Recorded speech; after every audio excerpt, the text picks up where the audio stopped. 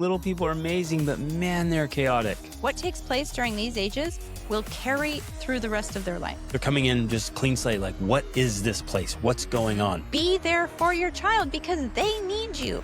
I'm not going to lock them in a room, close the door, and force them to stay in there. Like, how would you feel? You're the adult. Like, get control of yourself. Ladies and gentlemen, welcome to the Extraordinary Family Life Podcast. We're your hosts, Greg and Rachel Denning. Today, we're talking to busy moms with little people who are amazing. Little people are amazing, but man, they're chaotic. So today we're specifically addressing parents with young children. We currently have older children, and so I think a lot of our episodes talk to parents with older children, but we still love parents with young children, and we love the phase when children are young, even though it is all those things you just said. So we want to talk about strategies, approaches, and most importantly, the underlying framework and mindset we need to have during this time period, because I think ultimately that's the most important thing. We enjoyed the little people. I had a blast with it. I thought it was so fun. The first strategy there, it's like dad's got to lean in, man. And I know dads are working and got all kinds of stuff going on. We have to take care of all kinds of logistical things in the house and the cars and all this stuff. But we also have to take on that joyful responsibility of giving mom a break. And it's not babysitting. Dads don't babysit. Now I can hear you saying, man, I'm tired. Great. Get over it. Like, generate some energy. Again, I say that because I figured it out myself, but I also teach my guys. I teach the men that I coach how to generate energy. Mm-hmm. So energy is renewable. And that has to be one of the main things we talk about today is like, you got to generate energy. So dads, you got to come home, get re-engaged, get excited, dive in with those kids and the chaos and the craziness, and lean in and be the adult, be the king in your kingdom. And that gives mom this huge break, which I know that's one of the things we're going to talk about today is moms have to have this window where they're like, oh, this is my recovery window. This is my personal time. This is when I feel like a normal human being again. Exactly. A woman. Yeah. So you jumped right into the strategies, but I want to read the message that I received specifically so that we can talk about it, because there are a lot of strategies that we want to talk about. But I also, I want to so strongly emphasize the main important mindset and framework we have to do. And that's what I'm excited to get to. Okay. So she says, I was wondering if you could do a podcast episode on your advice for parents with very young kids, babies and toddlers. I have an 18-month-old and I run a business. My partner works full-time in a corporate job. We spend our evenings cooking and cleaning, and I have no energy at the end of the day and cannot seem to find the time to pick up a book or to have space to think. We literally cook, clean, do laundry, and bed every evening. I will not send her to nursery. We do it to her. So I'm caring for her full time and keeping up with the business when she naps. I co-sleep and breastfeed, which I know is the best thing for her, but I struggle to get up before she does, because as soon as I get out of bed, she cries within about 15 minutes. I'd love advice on how to gently stop breastfeeding at night. And if you co-slept, how did you move on from that, especially when the next baby comes along? My daughter will only sleep with me. My partner is in another room. Thank you for everything you do. You're an inspiration. So first of all, to start off, I have some thoughts. I want to start with what I said is the most important thing, the mindset, the framework that we need to understand as parents when we have young children. We have to understand, especially as mothers, but I would say as mothers and fathers, that these years when they are young, Erica Comiser says 0 to 3. I would say even 0 to 5, 6. I would say 0 to 25. But with what I'm about to say, if you have to choose, I would focus on those younger ages. You have to realize that this phase is the most critical in creating a solid foundation for having a well-adjusted, happy child who grows into a well-adjusted, happy adult. Now, what I mean by that is what takes place during these ages will carry through the rest of their life. It will determine the type of behavior they have as they grow older. It will determine whether or not they rebel as a teenager. It will determine whether or not they have good mental health. It will help to determine their self-esteem, their confidence levels, It establishes their entire mental framework for life. Yeah, their identity is essentially established during these ages, let's say 0 to 5. That is when In their fact, I was identity. just doing a little recent research just a few days ago, and I would say 0 to 7 in this context, because by 7 years old, they really have the bulk of the mental framework for life established. And really what they're wondering is the world safe? Right. Will my needs be met? Are the most important people in my life dependable? Yeah. Can I trust them? Exactly. Will this work? Do they love me? Will they care for me? Will they respond to my needs? Yes. If I'm afraid, will they protect me? If I need something, will they help me get it? What is life? Right? Because they're coming in just clean slate. Like, what is this place? What's going on? And if we love them and care for them and nurture them, meet their needs, we're not spoiling them. They're not going to be rotten little turds. You cannot spoil a child. Just to throw this in, you can't spoil a child under the age of, I would say, 3. Yeah. Because what's happening is they're just realizing, oh, everything's good. Yeah. I can be my best self. I can lean in. I can take risks. I can go after life because the people I have to count on, I can count on them. Exactly. We think, well, how do I kind of get my kids to fall in line a little more so I can do the things I want to do? And while we do want to share some of those strategies, because I think there are ways to be more strategic, ultimately, what I'm trying to say is that your child's needs during these ages are the most important thing. And if you have to sacrifice almost everything else, like I'm not going to say sacrifice your own well-being, if you have to sacrifice a lot in order to meet those needs, that's what's most important. And it will pay off. Yep. You have to see this as a long-term investment. You have to think, what kind of child am I going to have when they're 19, right? And behave and sacrifice in a way now that will guarantee that. And what guarantees it is by meeting those needs. So if your child needs you all day long, first of all, the more your child needs you, the less secure they feel. So that's one sign. If your child is very needy, it means they don't feel safe and secure. Right. When your child feels safe and secure because you regularly meet their needs, they're actually less needy and you have more freedom. You'll have hours and hours while they play peacefully and joyfully. Yeah, exactly. So that's one of the ironies there is that the more attention you give to your child, the less they will need your attention. And so they become less clingy, less needy. Yep. That's one of the key pieces there. But if you mentally and emotionally are constantly trying to get away from your kid and you're thinking about and longing to do other things, like your mind's elsewhere, they totally pick and up they on feel threatened by that. Not like they're jealous per se, but they're really terrified because they think, oh my gosh, this person that's the most important to me in the world doesn't want me. Right. That's what they're feeling on a very basic level, right? Something they can't articulate to you, but that's how it feels to them. It feels like the most important person in my life, that especially at a very young age, they really can't differentiate that you're separate. They really think you're connected. You're the same being, right? And so they feel threatened by your distraction from them because you are the most important thing in their life. Yep. So business growth will be slower during these times. And I will even say maybe even non-existent, depending on the needs of your child. Because here's another thing that's important to remember. We don't get to decide what our child needs. Our job is to show up and reassure them like, yes, I'm still here. Yes, I am still here. Yep, here I am. I'm still here. I will still take your hugs. I will still love you. I will still give you what you need. I am here for you and I'm not going away. That is what they need the most. That never ends. It does. If you have a good relationship with your children, that will never end. Because when they're married, when they're exhausted, when they're new parents and they're like, guys, help. And mom and dad is like, hey, we're here. We got you. Yeah. You're good. Well, we help with their kids, our grandkids.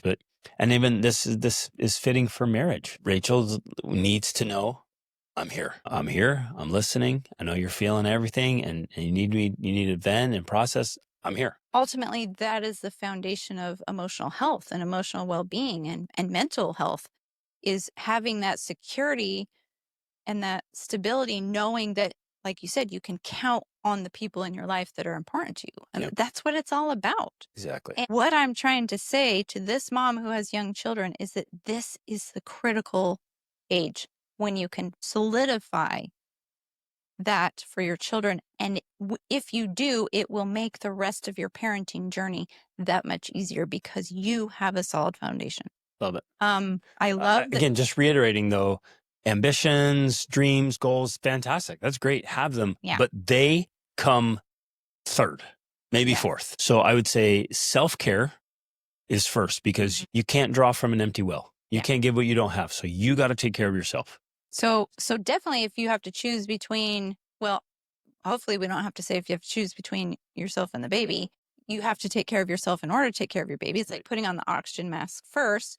But if you have to choose between yourself and the business, you definitely need to choose yourself. 100%. Like forget the business, focus on yourself. Yep. Same with the baby. Baby, your business, baby first, then the business. Right. There will be a time to work on the business, but your children, they have an expiration date because eventually they grow out of childhood and then you've missed that chance.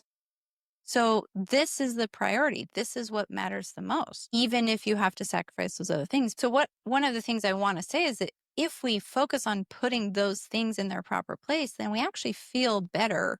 And sometimes we even have more energy to be able to then like, okay, yeah, I can do some business stuff because I've filled those other buckets that are the most important. And those are what support me. They give me that energy I need to be able to do all the other things. So sometimes, like, she's saying we're literally cooking, cleaning in bed every night. She's exhausted.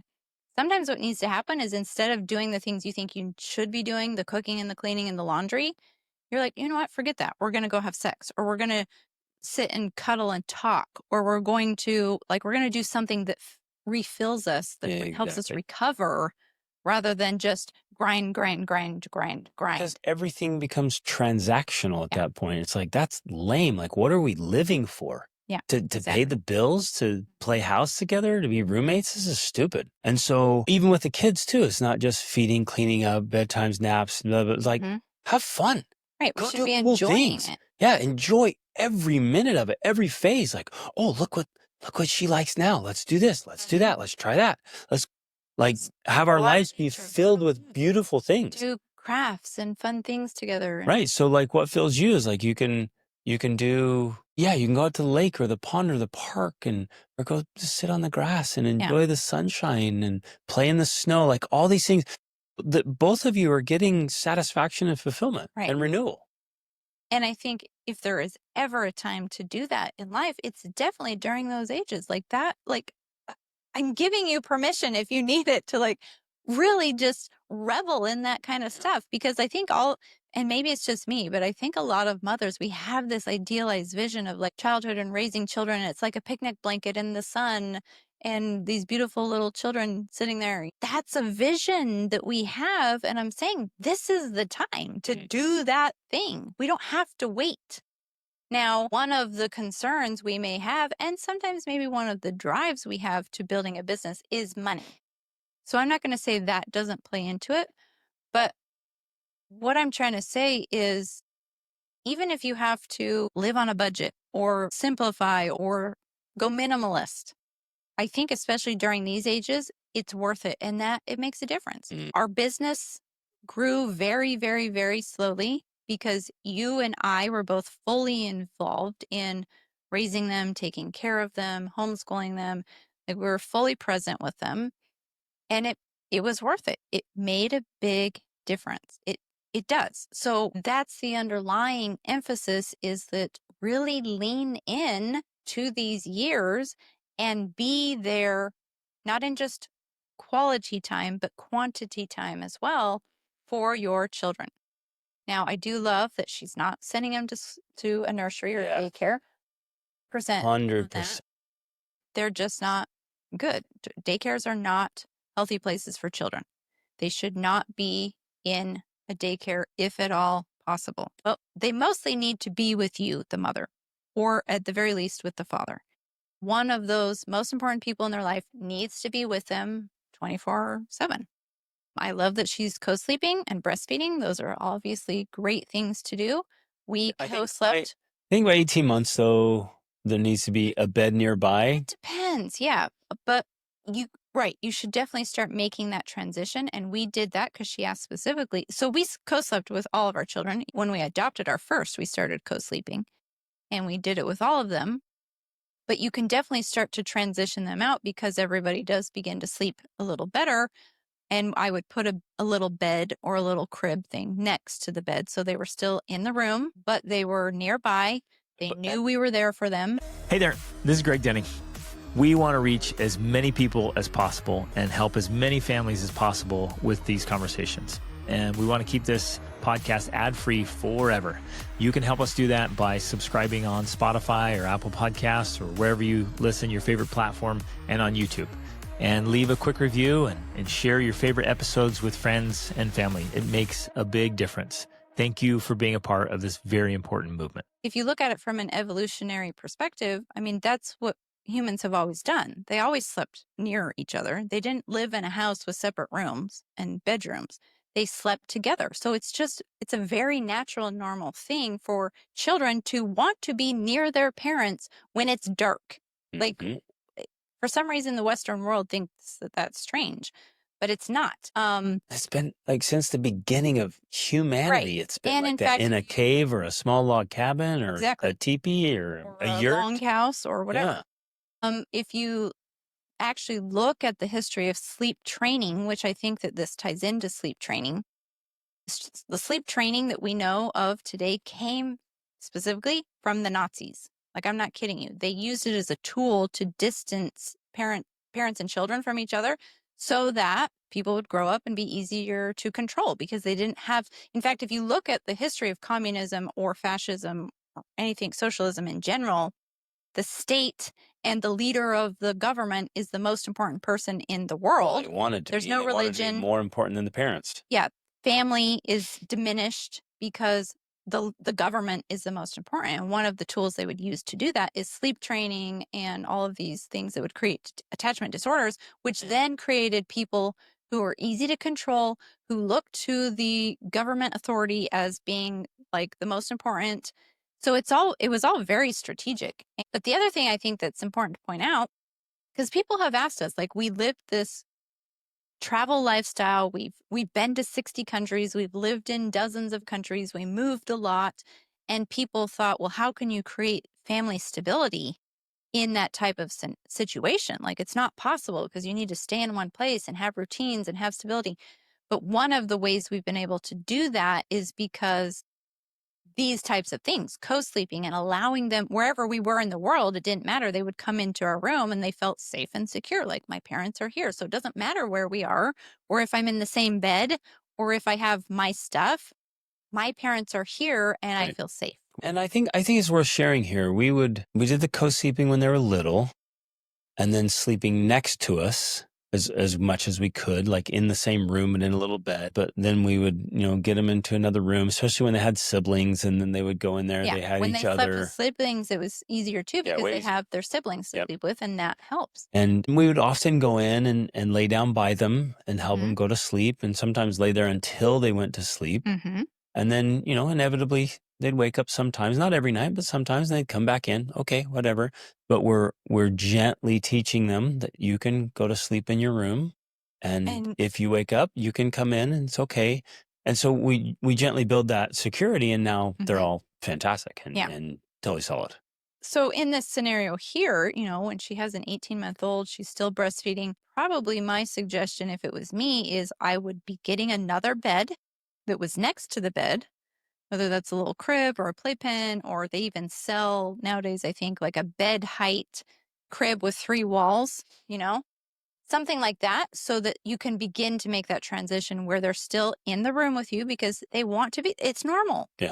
It's not normal for an 18-month-old to sleep in a room by themselves. It's not.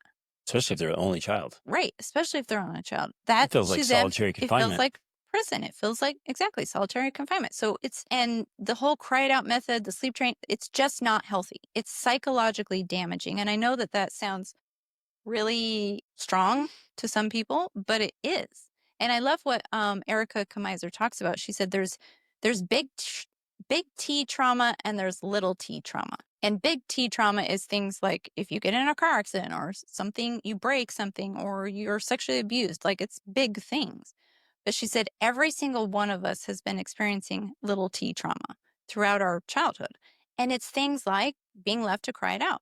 Because to a young child who's all alone and can't control their environment or what's happening to them, to be left alone and then have no one respond to you when you're crying, all it says is, I don't live in a safe world. I can't trust the people around me because when I cry for their help, they're not there for me. And you put them behind bars, like in a crib. Right. And then they just scream and Yeah. scream and scream. So it's not it's healthy. messed up. It's psychologically damaging. It is a little T trauma and it should be avoided at all costs. Your child needs to know that you are there because then they will grow up to be healthy and mentally and emotionally stronger. More importantly, will trust you and be able to rely on you and turn to you for the rest of their life. Like, how would you feel? Even if so those of you listening, as a full-grown adults, if I grab you, throw you somewhere you don't want to be, close the door, like confine you and not let you out, you're going to go bonkers, even as an adult. Yeah. You'll lose it. You'll lose your bananas. Right. And yet we're trying to get little kids with they're brand new to this world Right. and this life with to no do that.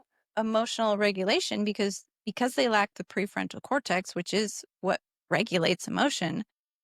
They don't have any emotional regulation. Nor do they have a frame of reference for time or like reason or like this is just for a time and then I can get out or this is just for tonight. I'll see him tomorrow morning. They don't understand what tomorrow morning is. Right. They don't understand like the whole setting and rising of the sun, all that stuff. It's like they don't get it. They're just like, I'm being isolated. So it's important. Put yourself in their shoes and see it from their angle and be like, oh, okay, yeah, I can approach this differently. And I want to say something, although I don't want it to be too hurtful or painful. But the sad thing to me is that very often parents are doing that because they can't control their own emotions. They're so overwhelmed. They're so distraught. They're so upset that they treat their children that way. And if they're doing it to protect them from even more harm, great. But if you're doing it simply because you're tired of dealing with it, grow up. You're the adult. Like, get control of yourself and be there for your child because they need you. They're the small, helpless person, not you. You're an adult. So act like it. Yeah. Stop playing the victim. Grow up. Lean in. Get the tools and resources, the coaching you need. Yes. But you have to level up. Yes.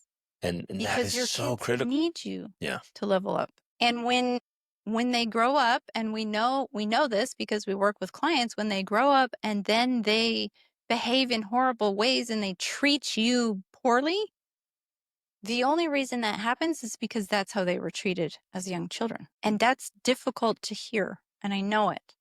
And it feels devastating. But until we realize the truth about how things got the way they are, we don't have the power to change it.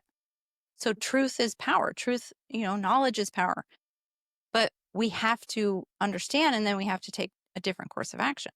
So that's why I continue to emphasize how important this is at these ages, because it is going to make all of the difference.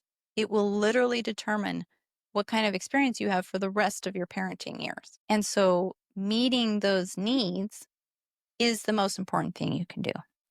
So it's like little strategies where you're like, okay, how can I be a little bit more intentional about this so I can be better about getting the sleep?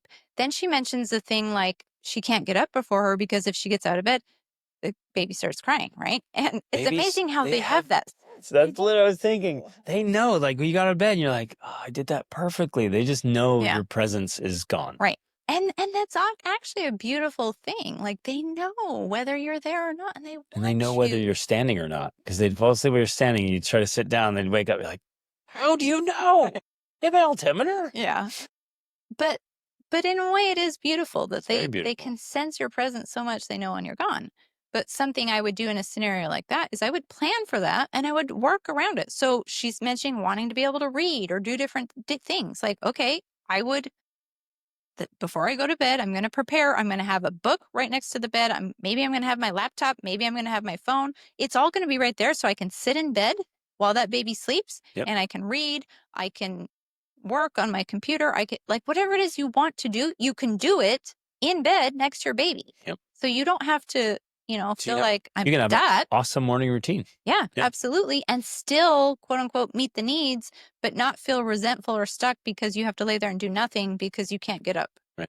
So it's little things like that. When I first heard this, it says that she wakes up and cries. By 18 months, the crying shouldn't be happening. A baby wakes up and they should be able to crawl out of bed on their own. Like they learn how to get down with, scoot little feet first off the bed, and then they come looking for you. Children who've slept well and feel secure, they don't wake up crying. They wake up smiling. They want to play. They want to find you. They come looking. It's actually a beautiful thing. And we have like done this religiously. Like the very first things our kids experience when they come into consciousness is us greeting Smiling. them with big smiles and hugs. Like, you're awake. We're so happy. Welcome to a new day. And we just deeply ingrained that because we were excited to see them and we were happy that they're awake and they're here for a new day. And so they love waking up. Yeah. And we love when they woke up and they were greeted every day because, again, they're coming into consciousness. And again, consciousness varies for kids wherever their age is, but they're coming into this semi-consciousness of like, wait a minute, what's going on? And if the first thing they see is you smiling and like, hey, you're awake, they're like, yes, life's amazing. Yeah. But if you're like, you again? Why couldn't you just stay asleep? You're interrupting my life. Exactly. And if your child feels like an interruption to your life. Yeah. Well, then that's when the neediness and the cleanliness and the crying increases because it's their way of responding to feeling unloved or feeling unwanted, right? And so, yeah, that is a good point that you brought that up. I want to address this whole idea of self-care. Oh, yeah. So that you're filling your well. Because if you feel full, you're so much more capable. And we all feel better. When we are in a good state, physically, mentally, spiritually, emotionally, when we're in a good state, we make better decisions. We respond better. We react better. We behave better. This is from Emerson. That which we persist in doing becomes easier to do. Not that the nature of the thing has changed, but that our ability to do has increased. That includes being a mom.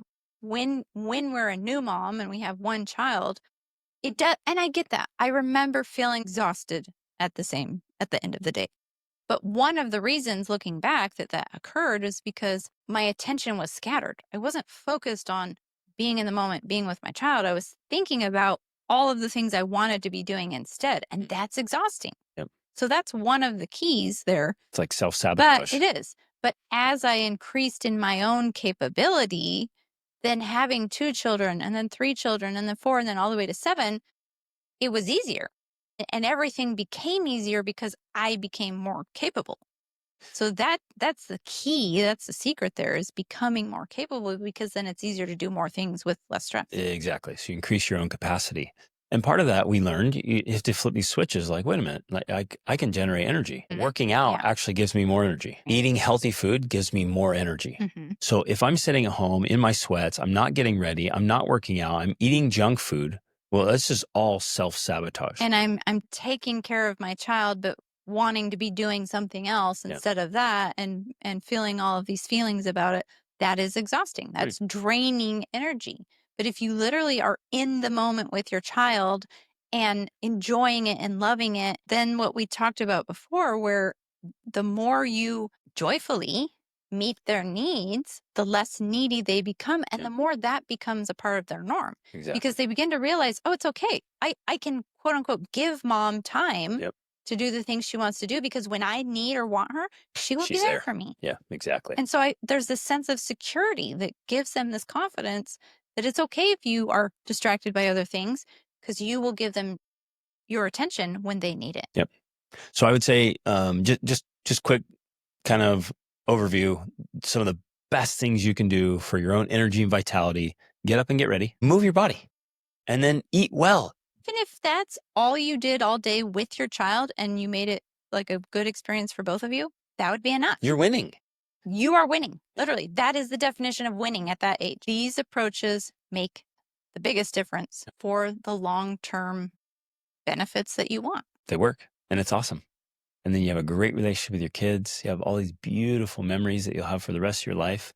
They have this, they won't remember these years, but it's recorded Yes, it's a in part their of who they brains. are. Yeah. Exactly. All the little wiring in their brains is being built, all the scaffolding, the whole mental emotional framework is being built. Yeah. So it's imprinted, it's Mhm. recorded, even though not remembered. And so when we do it well, they have the scaffolding there and the wiring that just says, hey, things are good. This family's good. Yeah. And they grow up to be great kids, and family life is the best life. It's absolutely amazing. So worth the sacrifices, worth the effort, worth the strategizing Mm-hmm. to get this stuff right. Right. Okay. Love you guys. Reach upward.